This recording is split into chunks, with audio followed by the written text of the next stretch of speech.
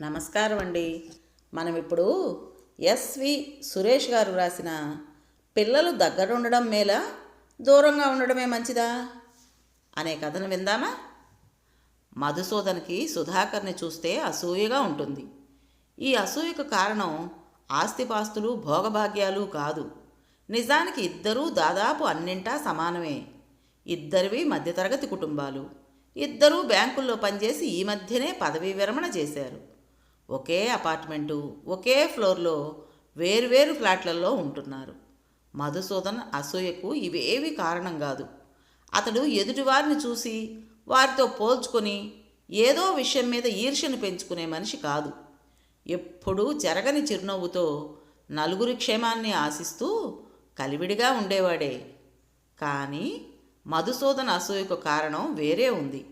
ఎంత వద్దనుకున్నా అది పెరుగుతుందే తప్ప తగ్గడం లేదు. ప్రతి 2-3 రోజులకు ఒకసారి సుధాకర్ కుటుంబంలోని ఏదో ఒక విషయం తనకు తెలియడం వల్ల తనలోని అసూయ ఇంకా కాస్త పెరుగుతుండడం మధుసూదన్కు తెలుస్తూనే ఉంది. ఇది మంచిది కాదని తెలిసినా మధుసూదన్ తనలో అంకురించిన ఈ భావనను అణచివేయలేకపోతున్నాడు. ఆ ఒక్క విషయంలో తప్ప మధుసూదన్కి సుధాకర్ పైన, అతని కుటుంబం పైన ఏ విధమైన ఫిర్యాదు లేదు. ఇద్దరూ దాదాపుగా ఒకేసారి బ్యాంకు ఉద్యోగాల్లోకి ప్రవేశించారు. వేర్వేరు బ్యాంకుల్లో పనిచేస్తున్నా ఒకే అపార్ట్మెంట్లో ఫ్లాట్స్ కొనుక్కున్నారు. రెండు కుటుంబాలు తరచూ కలుస్తూనే ఉంటాయి. ఒకరి ఫ్యామిలీ గురించి మరొకరికి బాగా తెలుసు. ఉద్యోగాల నుంచి రిటైర్ అయిన తర్వాత ఇద్దరూ సమయం దొరికి రోజు మార్నింగ్ వాక్కి వెళ్తున్నారు. ఆ సమయంలో సుధాకర్ చెప్పే విషయాల వల్లనే ఈ మధ్య మధుసూదన్లో అసూయ మొదలైంది. ఆ రోజు మార్నింగ్ వాక్లో కలిసినప్పుడు సుధాకర్ చెప్పాడు, మధు, ఈరోజు మా మనవడి పుట్టినరోజు. సాయంత్రం సరోజను తీసుకుని రావాలి. దగ్గర వాళ్ళనే పిలుస్తున్నాం, ఎక్కువ మంది ఉండరు. నువ్వు సరోజ రాత్రికి భోజనం చేసి వెళ్ళాలి. మరీ మరీ చెప్పమంది లలిత అన్నాడు. మధుసూదన్ ఆలోచనలో పడ్డాడు. సుధాకర్ లలిత దంపతులకు ఒక కొడుకు, ఒక కూతురు. ఇద్దరికీ పెళ్ళిళ్ళు అయ్యాయి. కూతురు అల్లుడు కెనడాలో ఉంటారు. కొడుకు కోడలు సుధాకరు అతని భార్య లలిత ఒకే ఫ్లాట్లో కలిసే ఉంటారు. సుధాకర్ మనవడికి ఇప్పుడు 2 ఏళ్ళు. కొడుకు కోడలు ఇద్దరూ ఉద్యోగాలు చేస్తున్నారు. ఏం మధు మాట్లాడవు? సాయంత్రం ఏదైనా పని ఉందా? పోనీ బర్త్డే పార్టీని వాయిదా వేయమంటావా? నవ్వుతూ అడిగాడు సుధాకర్. అదేం లేదు సుధాకర్, సాయంత్రం అమెరికా నుంచి వినయ్, హాసిని కాల్ చేస్తారు. వీకెండ్ కదా అన్నాడు మధుసూదన్. ఏదో విధంగా తాను వాళ్ళింటికి వెళ్లకుండా తప్పించుకోవడం మంచిదనిపించింది. లేకపోతే అనవసరంగా తనలో అసూయ ఇంకా పెరుగుతుందేమో అన్న భయం ఏర్పడింది మధుసూదన్కి. భలే వాడివే, మీరు రాకపోతే ఎలా? అసలు వేడుకే జరగదు. లలిత ఊరుకోదు. అబ్బాయి రవి, కోడలు చంద్రిక కూడా బాధపడతారు. మనం ఎంత క్లోజో వాళ్ళకి తెలుసు. నిష్కల్మషంగా అంటున్న సుధాకర్ మాటలకు మధుసూదన్ కాదనలేకపోయాడు. సాయంత్రం సుధాకర్ ఫ్లాటు కోలాహలంగా ఉంది. కొద్దిమందే కదా అని బర్త్డే వేడుకలు ఇంట్లోనే పెట్టుకున్నారు. లేకపోతే ఫ్లాట్స్ కింద 50 మంది పట్టే హాల్ ఉంది. సుధాకరు, అతని భార్య లలిత మధుసూదన్ సరోజలను నవ్వుతూ ఆహ్వానించారు. సుధాకర్ కొడుకు రవి, కోడలు చంద్రిక ఇద్దరూ దగ్గరకొచ్చి నమస్కారం చేశారు. వాళ్ళ 2 ఏళ్ల బాబు విరూపు ఇంతమందిని చూసి మారాన్ చేస్తున్నాడు. పక్కనే టేబుల్ పైన కేక్ సిద్ధంగా ఉంది. ఇంకా తమతో పాటు 2-3 ఫ్లాట్ల వాళ్ళు, సుధాకర్ బంధువులు 4-5 ఉన్నట్టు మధుసూదన్ గమనించాడు. అందరూ వచ్చినట్టే, ఇక మొదలు పెట్టండి అన్నాడు సుధాకర్ కొడుకు రవితో. అలాగే నాన్న అంటూ అతడు చంద్రిక వైపు చూశాడు. బాబు విరూప్ చేత కేక్ కట్ చేయిస్తారని అందరూ చూస్తుండగా చంద్రిక దేవుడి మందిరం దగ్గరకు వెళ్ళి అక్షంతలు తీసుకువచ్చింది. రవి, చంద్రిక ఇద్దరూ బాబుని తీసుకుని సుధాకరు, లలిత దగ్గరకు వచ్చి కాళ్లకు నమస్కరించారు. బాబు చేత అత్తామామలకు దండం పెట్టించారు. సుధాకర్ కొడుకుని మనవడిని దగ్గరకు తీసుకున్నాడు. లలిత కోడలు చంద్రిక తలనిమిరింది ఆప్యాయంగా. సుధాకర్ మేనల్లుడు చకచకా ఫోటోలు తీశాడు. ఈ దృశ్యాన్ని చూస్తున్న మధుసూదన్ కళ్ళల్లో సన్నటి నీటి తెర. సుధాకర్ ఎంత అదృష్టవంతుడు! ఒక్కగానొక్క కొడుకు దగ్గరే ఉన్నాడు. కుటుంబంలో కలిసిపోయిన కోడలు, బంగారం లాంటి మనవడు. ఇంతకంటే అదృష్టం ఏం కావాలి? తనకు ఆ అదృష్టం లేదు. తన కొడుకు వినయ్ పెళ్లి కాగానే భార్యతో కలిసి అమెరికా వెళ్ళిపోయాడు. వాళ్లతో పాటు తన మనవరాలు భవ్యను చూసేది వీడియో కాల్లోనే. మధుసూదన్ ఆలోచనలకు అడ్డుపడుతూ సుధాకర్, ఏమిటి ఆలోచిస్తున్నావు అంటూ భోజనం ప్లేటు చేతిలో పెట్టాడు. మధుసూదన్ అన్యమనస్కంగానే భోజనం ముగించి ఇంటికి తిరిగి వచ్చాడు. ఆ రోజు మధుసూదన్, సుధాకర్ మార్నింగ్ వాక్లో ఉన్నారు. ఇద్దరూ దాదాపు గంటన్నర సేపు వాక్ చేస్తారు. మధ్యలో ఒకచోట ఆగి టీ తాగి వాకింగ్ ముగించుకుని ఇంటికి వచ్చేసరికి గంటన్నర దాటుతుంది. వాకింగ్ చేస్తున్నంతసేపు కాసేపు రాజకీయాలు, ఇంకొంచెం సేపు ఆరోగ్య విషయాలు, మరికొంత సమయం కుటుంబ విషయాలు ప్రస్తావనకు వస్తాయి. ఎప్పట్లాగే వాకింగ్లో ఉండగా మధ్యలో మధుసూదన్కి ఫోన్ వచ్చింది. ఫోన్లో అటు నుంచి మధుసూదన్ కొడుకు వినయ్ ఏదో చెబుతున్నాడు. ఇటు నుంచి మధుసూదన్ వాదిస్తున్నాడు. ఇప్పుడు వద్దు వినయ్, మొన్ననేగా టెస్ట్లన్నీ చేయించుకున్నది, ఎందులోనూ ఏమీ తేడా లేదు, మళ్ళీ అప్పుడే ఎందుకు? అనవసరంగా ఆ డయాగ్నోస్టిక్ సెంటర్ల వాళ్ళకి డబ్బులు తగలేయడం అంటూ మధుసూదన్ కొడుక్కి నచ్చజెప్పే ప్రయత్నం చేస్తున్నాడు. కానీ వినయ్ ఒప్పుకుంటున్నట్టు లేదు. చివరికి మధుసూదనే, సరేరా, నీ తృప్తి కోసం అమ్మ నేను టెస్టులు చేయించుకుంటాం అంటున్నాడు అయిష్టంగానే. ఫోన్ కట్ అయ్యాక మధుసూదన్ చెప్పాడు, ప్రతి 6 నెలలకి హెల్త్ చెకప్ చేయించుకోకపోతే మా వాడు ఊరుకోడు. ఆ విషయంపైనే ఇప్పుడు ఫోను, నచ్చజెప్పినా వినడం లేదు అన్నాడు. మీరు టెస్టులు చేయించుకుని కరెక్ట్గా 6 నెలలు పూర్తయినట్టు వినయ్కి ఎలా గుర్తుంటుంది అడిగాడు సుధాకర్ ఆసక్తిగా. మధుసూదన్ చిన్నగా నవ్వాడు. వినయ్ టెస్ట్ రిపోర్ట్ల సాఫ్ట్ కాపీ తెప్పించుకుంటాడు. పరీక్షలకు వెళ్లే ముందు డయాగ్నోస్టిక్ సెంటర్ వాళ్ళకి వాడే ఆన్లైన్లో పేమెంట్ చేసేస్తాడు. టెస్ట్ రిపోర్ట్లు నాకిక్కడిస్తారు, వాడికి పంపుతారు. 6 నెలలు అవగానే మళ్ళీ టెస్ట్లని వెంటపడతాడు చెప్పాడు మధుసూదన్.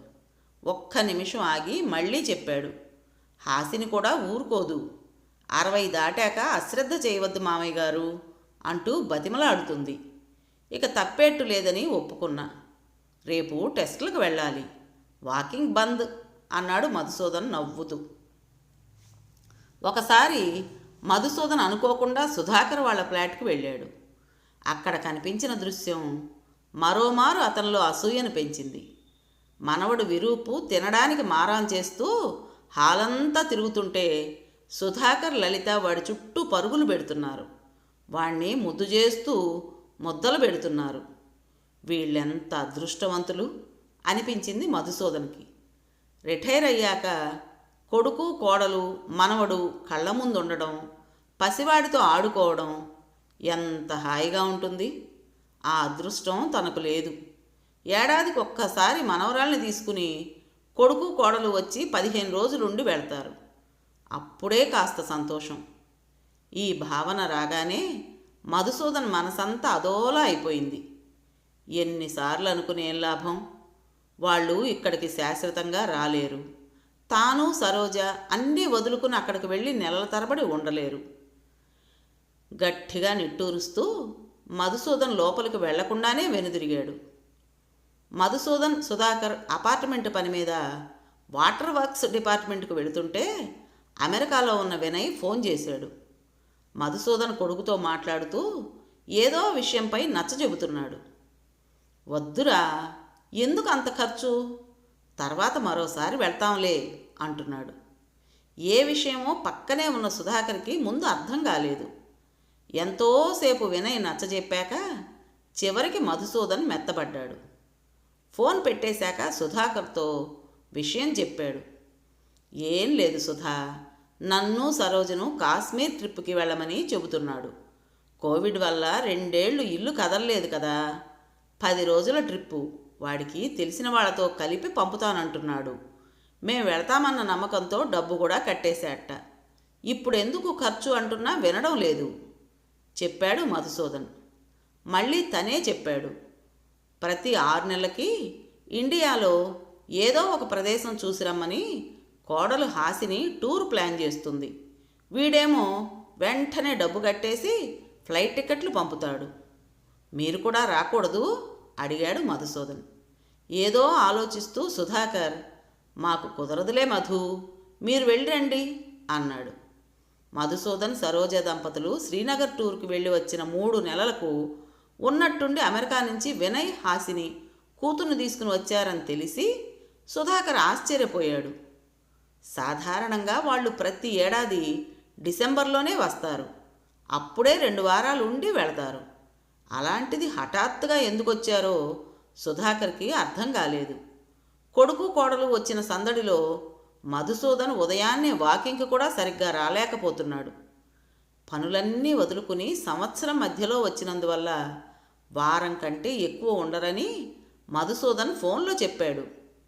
వాళ్ళు వెళ్ళిపోయేలోపు సుధాకర్ ఆ కుటుంబాన్ని తమ ఇంటికి భోజనానికి పిలిచినప్పటికీ వినయ్ వాళ్ళు అంత హఠాత్తుగా ఎందుకు వచ్చారో అడిగే వీలు సుధాకర్కి చిక్కలేదు. కొడుకు కోడలు అమెరికా వెళ్ళిపోయాక మళ్ళీ మధుసూదన్ వాకింగ్కి రావటం మొదలుపెట్టాడు. ఆ రోజు ఇంకా పూర్తిగా తెల్లవారకముందే మిత్రులిద్దరూ వాకింగ్కి బయలుదేరారు. వినయ్ వాళ్ళు అంత హఠాత్తుగా ఎందుకు వచ్చారో తెలుసుకోవాలన్న కుతూహలం సుధాకర్ని వెంటాడుతోంది. అదే విషయం అడిగాడు మధుసూదన్ని. వెంటనే మధుసూదన్ నవ్వాడు.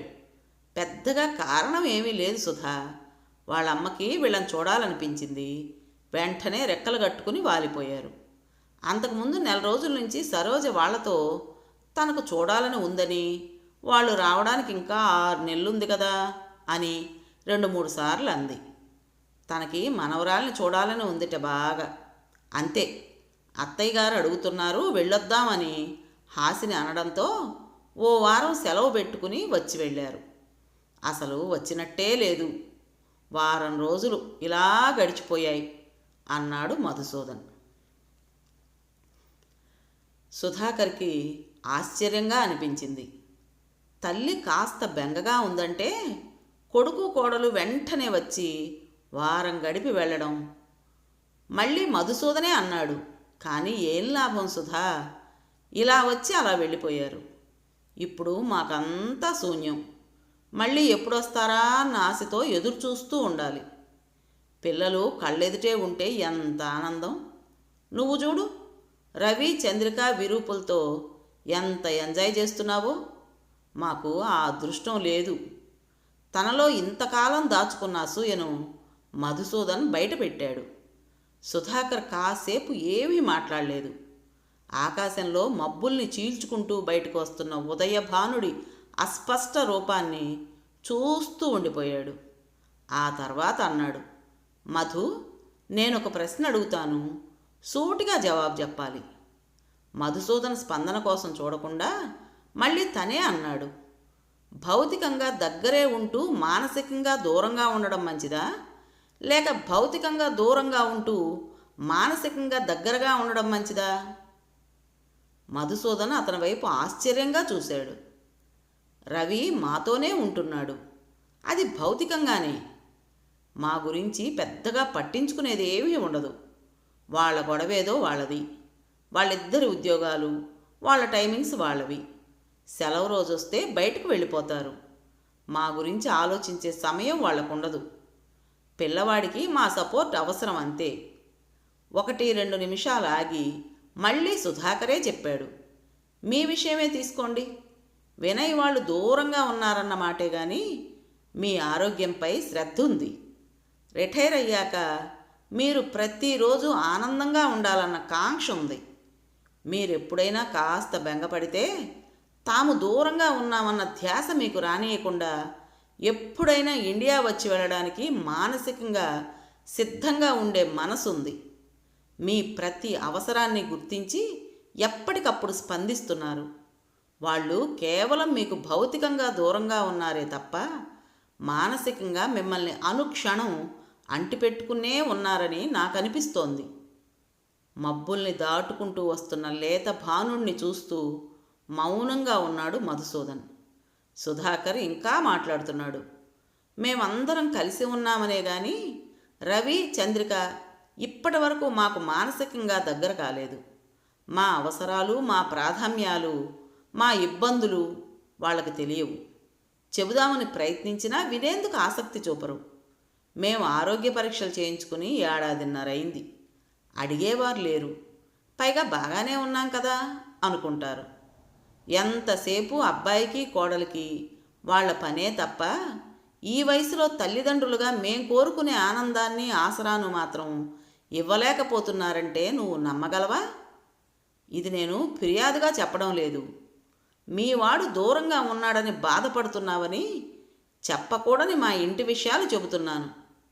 నిట్టూరుస్తూ ఆపాడు సుధాకర్. భౌతికంగా దగ్గరే ఉంటూ మానసికంగా దూరంగా ఉండడం మంచిదా, లేక భౌతికంగా దూరంగా ఉంటూ మానసికంగా దగ్గరగా ఉండడం మంచిదా? సుధాకర్ ప్రశ్న మధుసూదన్ చెవుల్లో గింగురుమంటోంది. మబ్బులు తొలగిపోయాయి. దూరంగా బాలభానుడు ప్రకాశిస్తూ కనిపిస్తున్నాడు. మధుసూదన్ కళ్ళ నిండా నీళ్లు వర్షించటానికి సిద్ధంగా ఉన్నాయి. మొన్ననే వచ్చి వెళ్ళిన కొడుకు, కోడలు, మనవరాలు చిరునవ్వులు చిందిస్తూ మనోఫలకం మీద కనిపిస్తున్నారు. విన్నారు కదండి. మరి ఈ కథ మీకు నచ్చిందా? మీ మనసుకి ఏమనిపించిందో ఈ కథ పైన మీ విలువైన అభిప్రాయాన్ని తప్పకుండా కామెంట్ బాక్స్లో తెలియజేస్తారు కదూ. మరి ఇంత మంచి కథను మనకు అందించిన రచయిత గారికి మనందరి తరపున మనస్ఫూర్తిగా ధన్యవాదాలు తెలుపుకుంటూ, ఇటువంటి మంచి మంచి కథల కోసం మన ఛానల్ని కొత్త వాళ్ళు తప్పకుండా సబ్స్క్రైబ్ చేసుకోండి. రేపు మరో మంచి కథతో మీ ముందుకు వస్తాను. అప్పటి వరకు ఉంటానండి.